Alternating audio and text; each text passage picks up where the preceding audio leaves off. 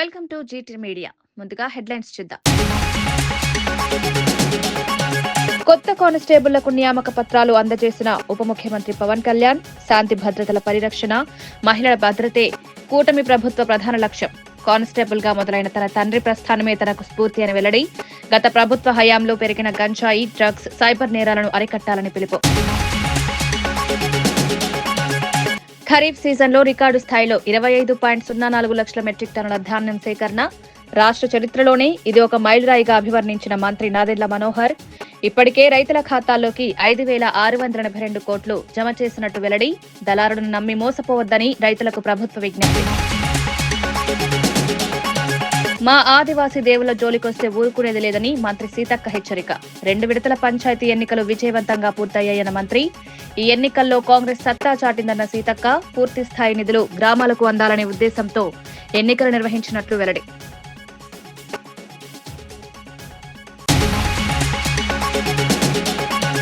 National Herald case కాదు, ఇది BJP రాజకీయ ప్రతీకారమన్న చామల కిరణ్ కుమార్ రెడ్డి. ఈడీ దర్యాప్తు వెనుక బీజేపీ దురుద్దేశం బయటపెట్టిన చామల, గాంధీలపై కేసులు కాదు ప్రజాస్వామ్యంపై దాడి ఇదేనా అంటూ ప్రశ్న. ఈడీ, సీబీఐలతో రాజకీయ కక్ష సాధింపులపై చామల ఫైర్. పంచాయతీ ఓటమి తట్టుకోలేక సెల్ఫ్ డబ్బా కొట్టుకుంటున్నాడని కేటీఆర్ పై బల్మూరి ఫైర్. ప్రజల తీర్పు కనిపించదా, పత్రికల్లో ప్రచారమే మిగిలిందన్న బల్మూరి. ఎన్నికల్లో ఓటమి, మీడియాలో గెలుపు డ్రామా అని Balmuri Venkat satire. Social media కాదు, ఒకటే నిజం. బీఆర్ఎస్ కు బల్మూరి క్లియర్ కౌంటర్. విద్యార్థులు చదువుతో పాటు చరిత్ర గురించి అవగాహన కలిగి ఉండాలని మంత్రి కందుల దుర్గేష్ అన్నారు. ఏలూరులో జిల్లా పురావస్తు ప్రదర్శనశాల ప్రారంభోత్సవంలో పాల్గొన్న ఆయన ఈ వ్యాఖ్యలు చేశారు.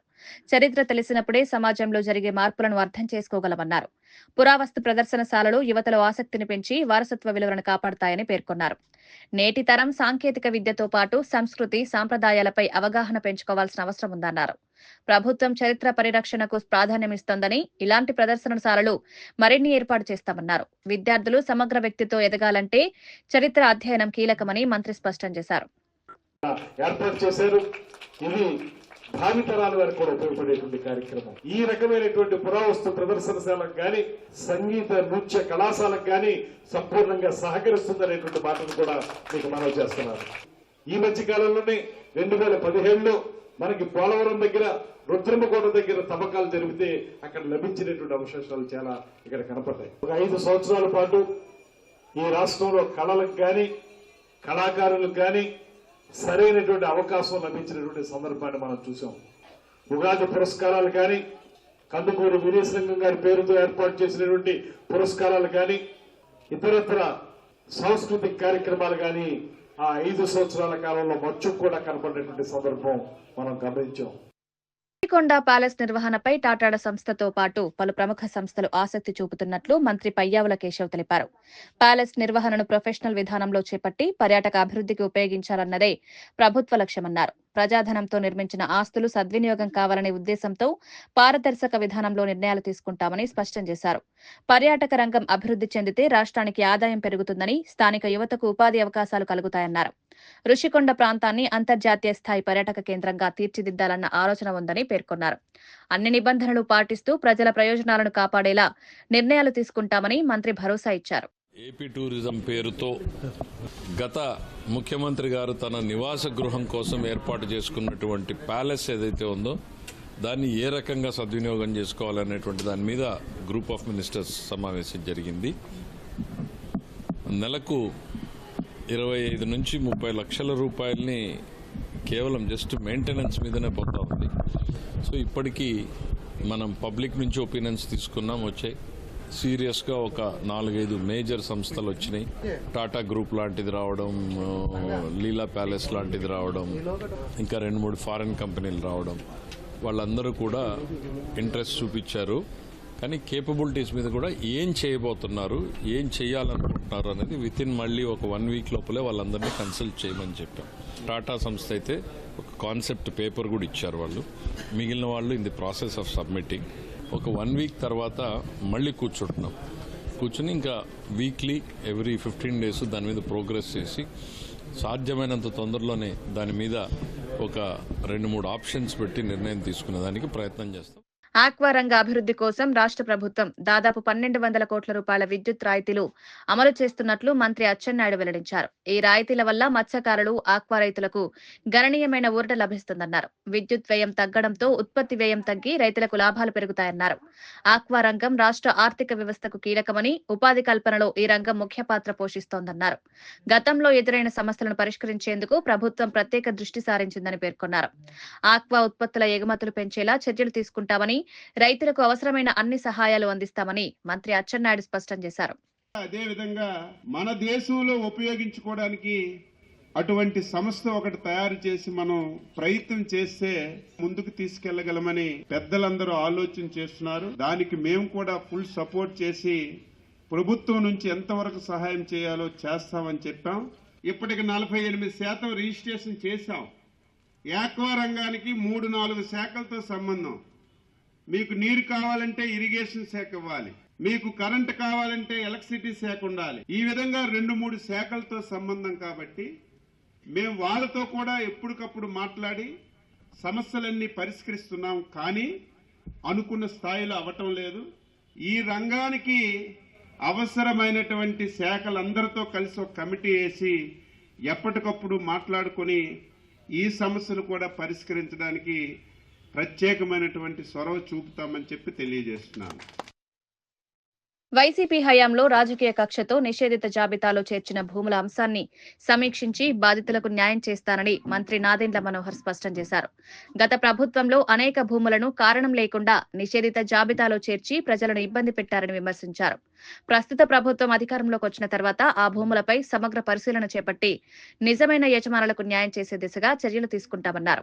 భూ సమస్యల పరిష్కారానికి పారదర్శక విధానం అమలు చేస్తామని, ఎలాంటి రాజకీయ ఒత్తిళ్లకు తావు ఉండదన్నారు. రైతులు, సామాన్య ప్రజలు భూ సమస్యలతో బాధపడకూడదనే ఉద్దేశంతోనే ఈ నిర్ణయం తీసుకున్నామన్నారు. భూ పరిపాలనలో న్యాయం, సమానత్వం ప్రభుత్వ లక్ష్యమని మంత్రి వివరించారు. సంవత్సరాల నుంచి కూడా రెవెన్యూ శాఖ ప్రక్షాళన జరగాలి.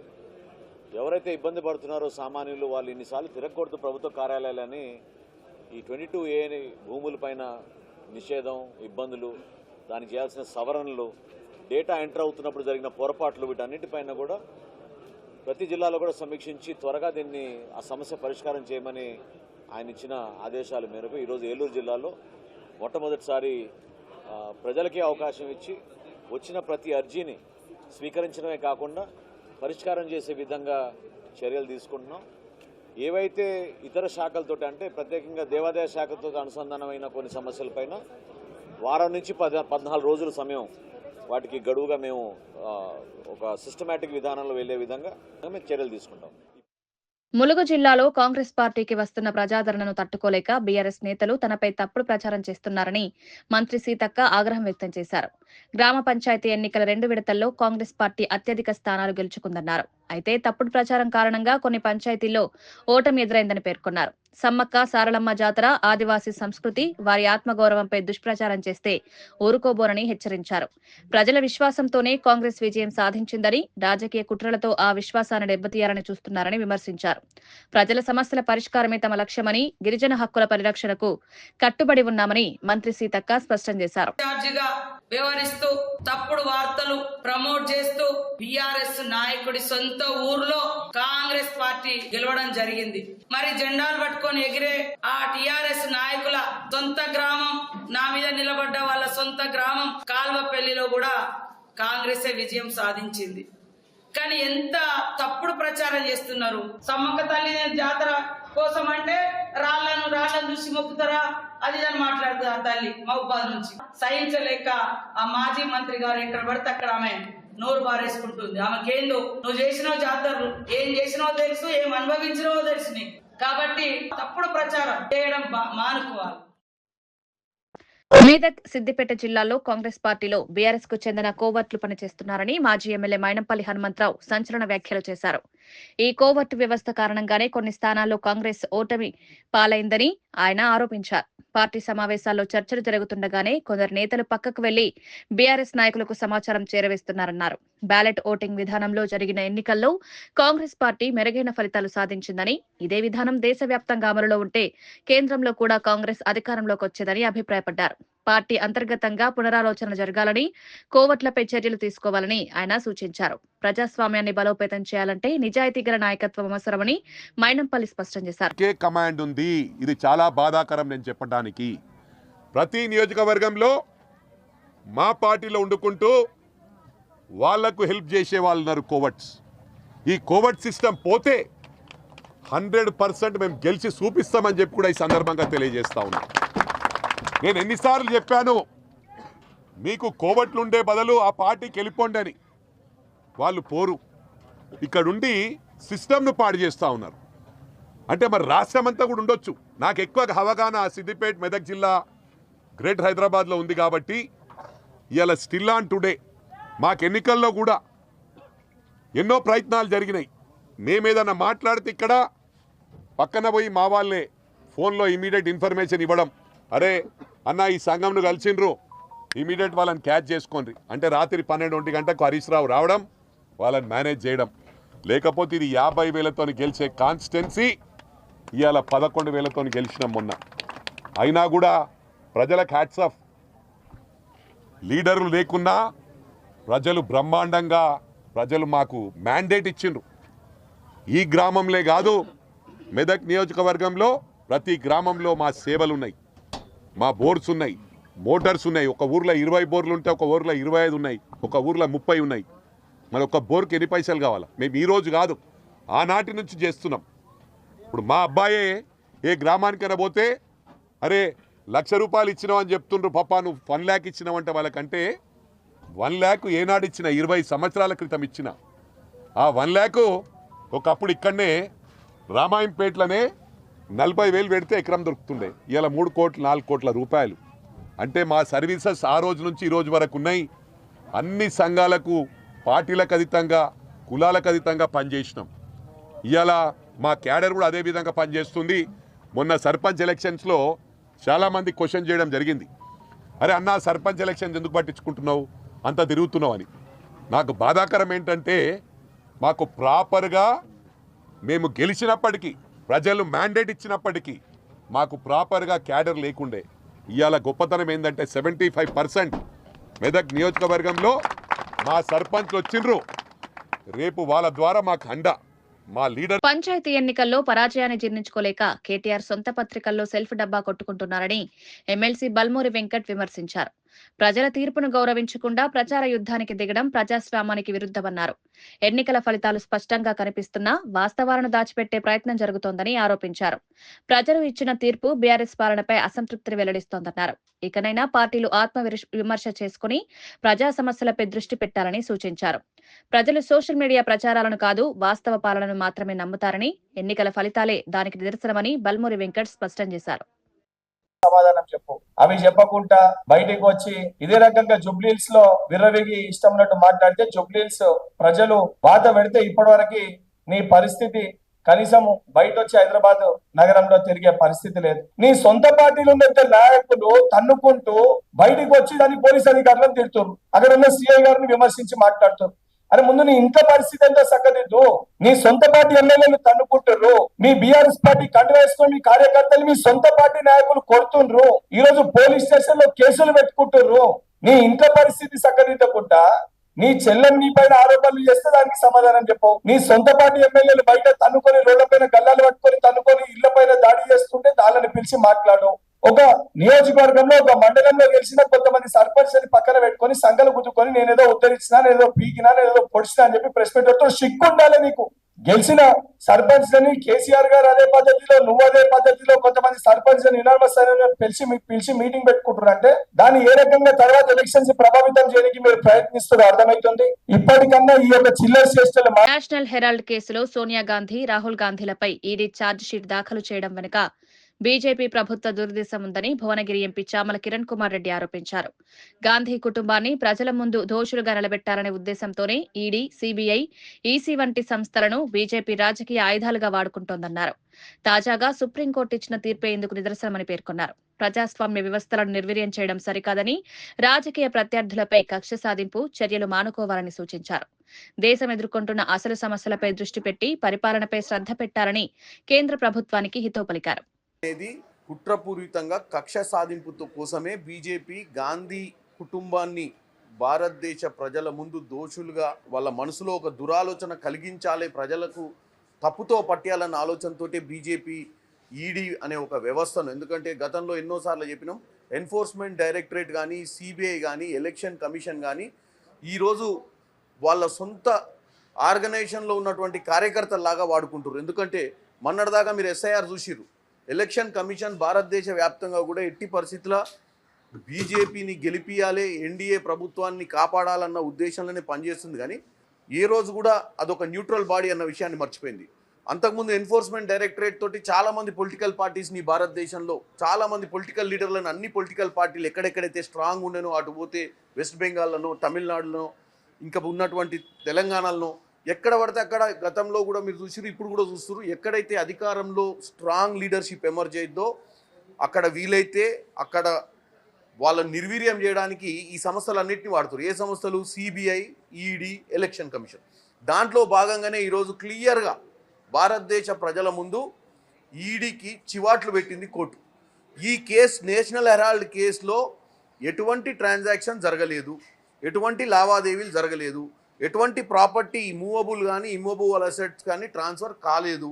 మీరు ఉట్టిగానే ఛార్జ్ షీట్ ఫైల్ చేసి వాళ్ళ మీద ఎఫ్ఐఆర్ ఫైల్ చేయించే దిశగా మీరు నోటీసులు ఇవ్వమని చెప్పి కోర్టుకు పోతే కోర్టు చివాట్లు పెట్టి ఇలాంటి పనులు చేయొద్దని చెప్పడాన్ని చూస్తుంటేనే ఈరోజు బీజేపీ ప్రభుత్వం ఇకనైనా వైఖరి మార్చుకొని ఇకనైనా ఉన్న వ్యవస్థలను ప్రజా సంక్షేమం కోసం, ప్రజల అవసరాల కోసం, పెద్ద పెద్ద సమస్యలను పరిష్కరించడానికి ఈ ఈడీలను, సిబిఐలను వీటిని వాడాలి. కానీ ఇన్కమ్ ట్యాక్స్లను, తర్వాత ఎలక్షన్ కమిషన్లను కానీ వాళ్ళ స్వలాభాల కోసం, వాళ్ళ పార్టీ మనుగడ కోసం ఇలాంటి కార్యక్రమాలు తీసుకోవద్దనేది ఈరోజు తెలిసింది. దీంతో భారతదేశ ప్రజలకు కూడా తేట తెల్లమైపోయింది బీజేపీ తన సొంతంగా ఉన్నటువంటి వ్యవస్థలను ఎలా పొలిటికల్.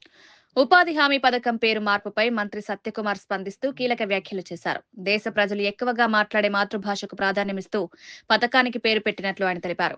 ఇది ప్రజలకు మరింత దగ్గరయ్యే విధానమన్నారు. పథకం లక్ష్యం మారలేదని, గ్రామీణ పేదలకు ఉపాధి కల్పించడమే ప్రభుత్వ ఉద్దేశమని స్పష్టం చేశారు.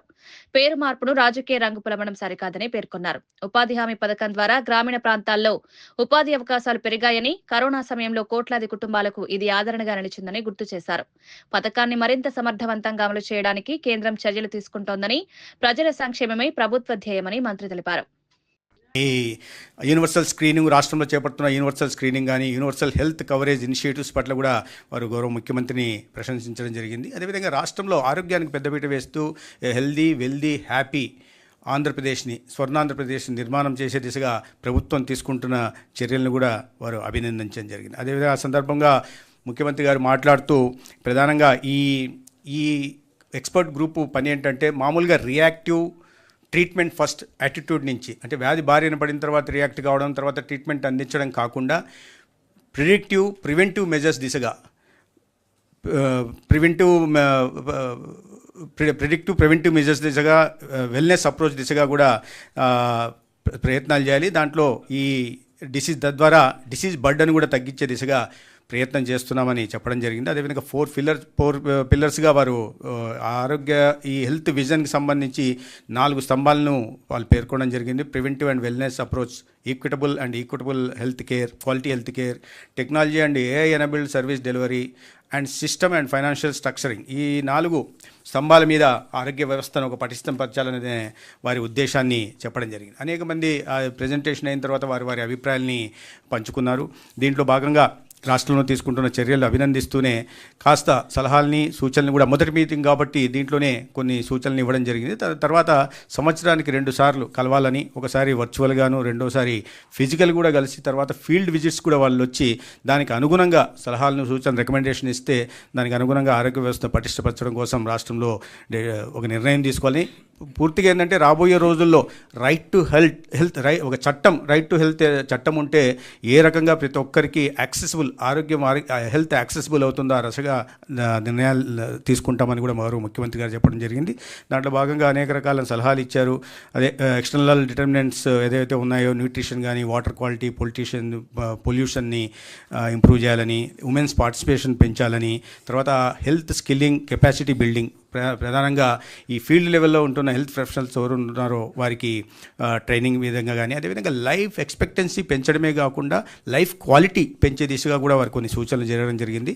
మానిటరింగ్ మెకానిజంని మరింత పటిష్టపరిచే దిశగా, తద్వారా క్షేత్రస్థాయిలో జరుగుతున్న వాటిని సునిశ్చితంగా పరిశీలిస్తూ తీసుకోవాల్సిన కరెక్టివ్ మెజర్స్, తప్పులు ఏముంటే సరిదిద్దుకుంటూ కరెక్టివ్ మెజర్స్ తీసుకునే దిశగా కూడా మాట్లాడడం జరిగింది. అదేవిధంగా మెంటల్ హెల్త్ మీద కూడా ప్రధానంగా ఇవాళ యువత చాలామంది అనేక కారణాల వల్ల ఆత్మన్యూనతా భావానికి గురై ఆత్మహత్యలు కూడా చేసుకుంటున్న నేపథ్యంలో, ఇతరత్ర కారణాలు గ్రామీణ ప్రాంతాల్లో కూడా ఇబ్బందులు పడుతున్న నేపథ్యంలో మెంటల్ హెల్త్కి సంబంధించి మీద, అడల్సెంట్ హెల్త్ మీద కూడా కాస్త వారు సలహాలు ఇవ్వడం జరిగింది. రిసోర్స్ అలొకేషన్ ఎఫిషియన్సీ కానీ, హెల్త్ ఎక్స్పెండిచర్లో కూడా అవుట్కమ్స్ను ఎలా ఎవాల్యుయేట్ చేయాలి ప్రాపర్గా అనే విషయాల మీద కూడా మాట్లాడడం జరిగింది. అదేవిధంగా డిజిటల్ ఇన్నోవేషన్ గురించి ప్రధానంగా చాలామంది వక్తలు మాట్లాడారు. ఏని ఏ విధంగా మన దగ్గర చాలా పెద్ద ఎత్తున ఈ డేటా ఉంటుంది. క్షేత్రస్థాయిలో ఆశా, ఏఎన్ఎంలు, వీళ్ళు సిహెచ్ఓలు సేకరించిన డేటా పెద్ద స్థాయిలో ఉంటుంది. ఆ డేటాను టెక్నాలజీతో అనుసంధానం చేసుకుంటూ ఏ రకంగా ఏ టూల్స్ని వాడుతూ క్వాలిటీ హెల్త్ కేర్ సర్వీస్ డెలివరీని పెంచవచ్చు అనే విషయాన్ని కూడా స్థూలంగా ఈ నాన్ కమ్యూనికబుల్ డిసీజెస్ ఏవైతే ఉన్నాయో ఆ డిసీజ్ బర్డన్ను తగ్గించడానికి కూడా టెక్నాలజీని ఏ రకంగా ఉపయోగించుకోవాలనే విషయం మీద దాదాపు 2 గంటల పాటు. కూటమి ప్రభుత్వం అధికారంలోకి వచ్చిన వెంటనే పోలీస్ కానిస్టేబుల్ నియామకాలపై దృష్టి సారించిన డిప్యూటీ సీఎం పవన్ కళ్యాణ్ ఒకే రోజు భారీ సంఖ్యలో అభ్యర్థులకు నియామక పత్రాలు అందించడం సీఎం చంద్రబాబు దూరదృష్టికి, హోంమంత్రి అనిత పట్టుదలకు నిదర్శనమన్నారు. నియామకాలు పొందిన వారిలో మహిళలు కూడా ఉండడం ఆనందకరమని తెలిపారు. ప్రభుత్వ ఉద్యోగాలు యువత భవిష్యత్తును తీర్చిదిద్దుతాయని, భద్రతా వ్యవస్థ మరింత బలోపేతమవుతుందని పవన్ పేర్కొన్నారు. కూటమి ప్రభుత్వం హామీల అమలులో చిత్తశుద్దితో పనిచేస్తోందని, ప్రజల విశ్వాసాన్ని నిలబెట్టుకోవడమే లక్ష్యమని స్పష్టం చేశారు. రాష్ట్రంలో శాంతి భద్రతలు మెరుగుపడేలా మరిన్ని సంస్కరణలు తీసుకువస్తామని తెలిపారు. అందుకని రాష్ట్ర బడ్జెట్ కూడా, రాష్ట్ర ఆర్థికాభివృద్ధికి కూడా మీరే ఒకలాగా పిల్లర్స్ అవుతారు. ఎందుకంటే మీరు శాంతి భద్రతలను కనుక మీరు సరిగ్గా పర్యవేక్షించగలిగితే ఈ రాష్ట్ర అభివృద్ధిలో మీరు కూడా చాలా కీలకమైన భాగస్వాములు అవుతారు. నేను ఈ సందర్భంలో మీ దృష్టికి తీసుకొస్తా ఉన్నాను. అలాగే కొన్నిసార్లు పోలీస్ స్టేషన్కి వెళ్తే నాకు న్యాయం జరుగుద్ది అన్న ఒక ఆకాంక్ష అందరికీ ఉంటుంది. ఒకసారి అది కొన్ని సందర్భాల్లో కొంతమంది వ్యక్తులు వ్యక్తిగత ప్రవర్తన కొన్నిసార్లు చెడ్డ పేరు వస్తుంటాయి.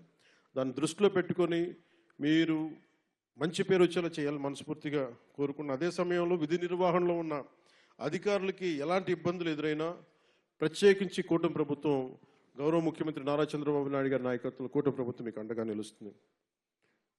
ఇటీవల ఒక గౌరవ మాజీ ముఖ్యమంత్రి గారు పోలీసు ఉన్నతాధికారులకు సైతం నేరుగా హెచ్చరికలు జారీ చేస్తూ ఉన్నారు. మేము భవిష్యత్తులో వస్తాం, మేము చేస్తామంటే అంటే ఏ స్థాయికి వెళ్ళిపోయారో చూడండి. ప్రభుత్వ పోలీసు ఉన్నతాధికారులను కూడా బెదిరించే స్థాయికి వెళ్ళిపోయారు. ఇలాంటి మారాలి, ఉండాలి అంటే మేమందరం చాలా గట్టిగా ఉన్నాం. అదే స్థానంలో మీ మద్దతు సంపూర్ణంగా కోరుకుంటున్నాం. ఏ అధికారి కూడా, ఏ రాజకీయ నాయకుడు కూడా పోలీస్ అధికారులు కానీ, ఒక పోలీస్ కానిస్టేబుల్ దగ్గర నుంచి ఉన్నత పోలీస్ అధికారి వరకు బెదిరిస్తే ఉపేక్షించదు నారా చంద్రబాబు నాయుడు గారి నాయకత్వంలోని కూటమి ప్రభుత్వం. చాలా చాలా బలంగా తీసుకుంటాం, దాన్ని బలహీనంగా తీసుకోం మేము. అంటే ఇచ్చే ప్రతి స్టేట్మెంట్ చాలా it will be keenly observed. అలాగే ఉన్నతాధికారులు కూడా మేము మీకు గైడెన్స్ ఇవ్వాలని మనస్ఫూర్తిగా కోరుకుంటూ, శాంతి భద్రత పరిరక్షణలో మన ఎవరం కూడా ఏ కులంలో పుట్టాలి, ఏ జిల్లాలో పుట్టాలి, ఏ రంగులో పుట్టాలి, ఎంత హైట్లో పుట్టాలి, మన ఎవరికి చాయిస్ లేదు. కానీ ఎలా ప్రవర్తించాలి అన్నది మటుకు మన చాయిస్ ఉంటుంది. మనకి కవి సామ్రాట్ విశ్వనాథ సత్యనారాయణ గారు చెప్పినట్టుగా అన్ని అనర్థాలకి మూలం మానవ ప్రవృత్తి హేతువు కానీ వాని కులం కానీ, మతం కానీ, ప్రాంతం కానీ కాదు. దీన్ని మీరు బలంగా గుండెల్లోకి తీసుకోండి. ఎందుకు చెప్తున్నానంటే, ఇది కూటమి ప్రభుత్వం ప్రజల మాన ప్రాణ సంరక్షణ, శాంతి భద్రతల పరిరక్షణ ప్రాధాన్యత ఇస్తుంది. ముఖ్యంగా మహిళల భద్రత అత్యంత ప్రాధాన్యత ఇస్తున్నాం. శాంతి భద్రతల పరిరక్షణలో తరతమ భేదాలు చూడడం, కులం, మతం, ప్రాంతీయత అనే తేడాలు చూడడం. కొత్త కానిస్టేబుల్స్ అందరూ కూడా అదే పందాన్ని అనుసరించాలి.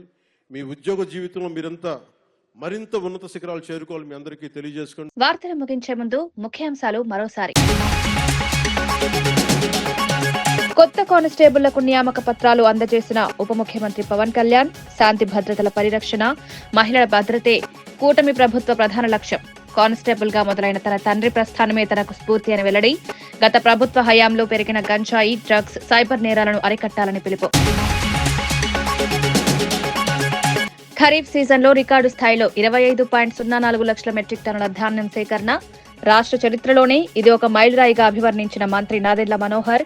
ఇప్పటికే రైతుల ఖాతాల్లోకి 5,682 కోట్లు జమ చేసినట్టు వెల్లడి. దళారులను నమ్మి మోసపోవద్దని రైతులకు ప్రభుత్వ విజ్ఞప్తి.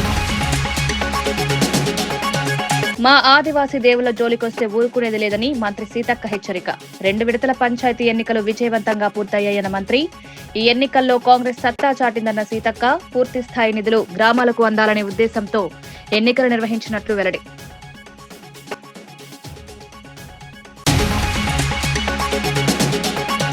నేషనల్ హెరాల్డ్ కేసు కాదు, ఇది బీజేపీ రాజకీయ ప్రతీకారమన్న చామల కిరణ్ కుమార్ రెడ్డి. ఈడీ దర్యాప్తు వెనుక బీజేపీ దురుద్దేశం బయటపెట్టిన చామల, గాంధీలపై కేసులు కాదు ప్రజాస్వామ్యంపై దాడి ఇదేనా అంటూ ప్రశ్న. ఈడీ, సీబీఐలతో రాజకీయ కక్ష సాధింపులపై చామల ఫైర్. పంచాయతీ ఓటమి తట్టుకోలేక సెల్ఫ్ డబ్బా కొట్టుకుంటున్నాడని కేటీఆర్ పై బల్మూరి ఫైర్. ప్రజల తీర్పు కనిపించదా, పత్రికల్లో ప్రచారమే మిగిలిందన్న బల్మూరి. ఎన్నికల్లో ఓటమి, మీడియాలో గెలుపు డ్రామా అని Balmuri Venkat satire. Social media కాదు, ఒకటే నిజం. బీఆర్ఎస్ కు బల్మూరి క్లియర్ కౌంటర్. ఇవి ఈనాటి వార్తా విశేషాలు. మరో బులెటిన్లో మళ్ళీ కలుద్దాం. నమస్కారం.